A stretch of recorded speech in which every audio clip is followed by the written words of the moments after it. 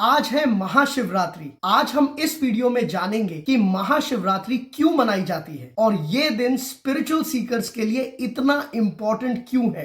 आदि योगी शिव जी साकार भी हैं और निराकार भी। मेडिटेशन स्टार्ट करने से पहले शिवलिंग पे बेल पत्र चढ़ाया जाए, पर कभी आपने सोचा है बेल पत्र ही क्यों?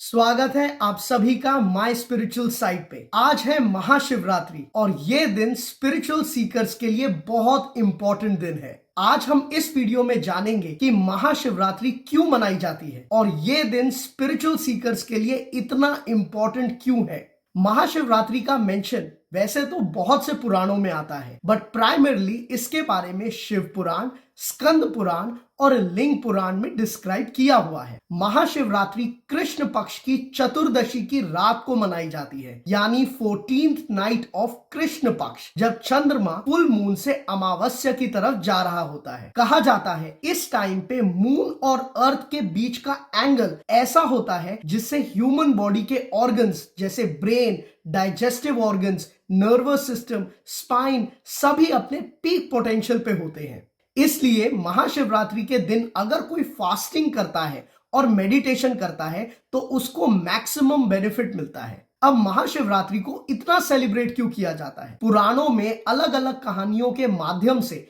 महाशिवरात्रि की इंपॉर्टेंस समझाई हुई है। पहली कहानी बताती है कि महाशिवरात्रि के दिन आदि योगी महायोगी शिव ने अपने निराकार रूप शिवलिंग के फॉर्म में इस सृष्टि को दर्शन दिया था। आदि योगी शिव जी साकार भी हैं और निराकार भी। हम शिव जी की जो मेडिटेटिव स्टेट में पिक्चर्स देखते हैं वो उनका साकार रूप है, और वो निराकार रूप में सदाशिव पार ब्रह्म भी है, जिसका प्रतीक शिवलिंग है। महाशिवरात्रि के दिन शिवलिंग के पास बैठ के मेडिटेशन करने से हमें कंसंट्रेट करने में बहुत हेल्प मिलती है। ऐसा कहा जाता है मेडिटेशन स्टार्ट करने से पहले शिवलिंग पे बेल पत्र चढ़ाया जाए, पर कभी आपने सोचा है बेल पत्र ही क्यों? उस लीफ में ऐसा क्या खास है? पुराणों में बेल के पेड़ को हमारी स्पाइन से कंपेयर किया हुआ है, और बेल पत्र जो उस पेड़ की लीफ है उसकी शेप रिप्रेजेंट करती है हमारी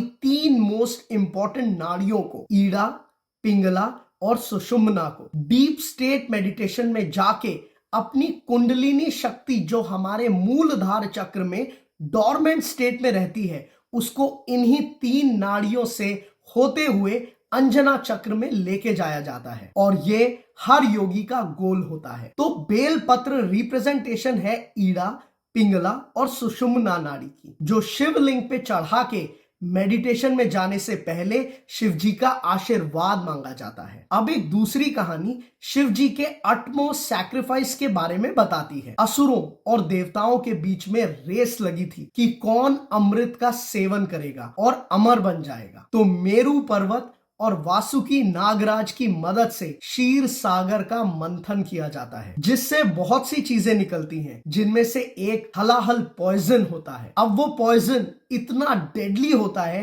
कि एक एक करके जो उसके पास आता है वो खत्म हो जाता है, और अगर उस हलाहल का कुछ नहीं किया जाता तो पूरी सृष्टि का विनाश हो जाता। जब किसी के पास कोई सॉल्यूशन नहीं था तब महादेव शिवजी सामने आते हैं और उस विष को ग्रहण करके अपने गले के बीच रोक लेते हैं, जिससे उनका नाम नीलकंठ पड़ता है और सारी सृष्टि को विनाश से बचा लेते। इसी अवसर को महाशिवरात्रि के दिन सेलिब्रेट किया जाता है। और तीसरी कहानी है उस रात की जब शिव जी और पार्वती जी का मिलन हुआ था। महाशिवरात्रि को सेलिब्रेट किया जाता है पराशक्ति और पराब्रह्म के मिलन के रूप में। जब प्रकृति और कॉन्शियसनेस मिले तो उससे इस सृष्टि का जन्म हुआ। हर स्पिरिचुअल सीकर के लिए इस दिन का बहुत महत्व है। आप भी महाशिवरात्रि को बहुत उत्साह से सेलिब्रेट करो, और याद रहे जितना इंपॉर्टेंट नाचना और गाना है उससे भी ज्यादा इंपॉर्टेंट है शांत वातावरण में शिवलिंग के सामने बैठ के मेडिटेट करना और अपने आप को अंदर से जानने की कोशिश करना, क्योंकि असल में वो ही शिव जी की असली भक्ति है। आई होप आपको ये कंटेंट अच्छा लगा। माय स्पिरिचुअल साइड की तरफ से आप सभी को happy Mahashivratri. Let's stay connected and let's together explore our spiritual side.